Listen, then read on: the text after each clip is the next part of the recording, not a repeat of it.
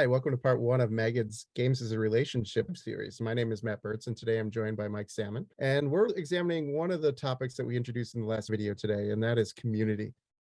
Yeah, community is such an important part of the world we live in, right? Of course, it's life in general, but especially when it comes to marketing, and in gaming, it's becoming more and more important. We look at games, the relationship, community stands out as probably the number one most important thing, because it is not just about having these people hang out and play your game. It's about having them engage with each other inside and outside of the game.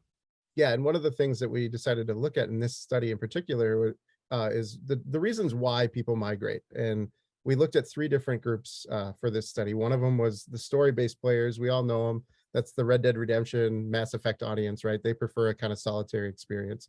There's a live service players. That's the Genshin Impacts, Lost Arks, all the major titles that have the great Steam concurrent numbers. And the third group we kind of looked at was this, what we're calling the extended story player. It's these games that kind of live between the two worlds, like Assassin's Creed Odyssey or Dying Light, that predominantly solo or a small co-op experience, but the games are constantly fed with new content for people to experience. And one of the big findings we found coming out of this was just how important it was for listening to what your friends are doing, or having friends bring other friends along for the journey. Yeah, I mean, one of the big things we find we've done lots of studies, and the study just proved this true more and more, is that it's not about moving one person anymore. It's about moving group of people. Same goes for maintaining them, really importantly. Like if you lose one person because you treated them poorly or they had a bad experience, you might lose 6 or 20 or 30. We look at it as really the macro community and the micro community. And the macro community is what we've always been involved in, right? We're on Reddit. We're all gamers. We all are brothers in arms or sisters and brothers in arms. Then there's the micro community, which is this smaller group of not always not IRL friends necessarily, but at least closer group of gaming compatriots, I guess would be the word I'm trying to use right now. I'm bad at talking. Where they get together and they move together. And this data really shows that, when genre is the same weight as what friends are doing, that's a huge shift from things we've seen throughout our career doing this stuff.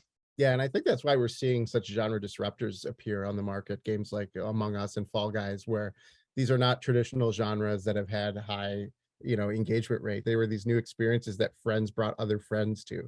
So as you see on this slide, 43% of people that play live service games, genre still matters. Like let's not get that wrong. But 42% are going there because of their friends. That's a big number, and it's very different from the extended story and the story players. And it's even more pronounced when you look at the younger demographic. The 13 to 17-year-olds, they're 16 times more likely than the 18 to 34-year-olds to say their friends are the major motivator for why they started playing a particular game. We also got to look at things like, when talking about macro and micro, really talking about this idea of the influencer. We have the capital I influencer, who's the guy on Twitch who's 10 million followers. And then there's the small I influencer, which is that friend group who organize your D&D raids, who organizes your gaming sessions. And that's a really important thing to think about.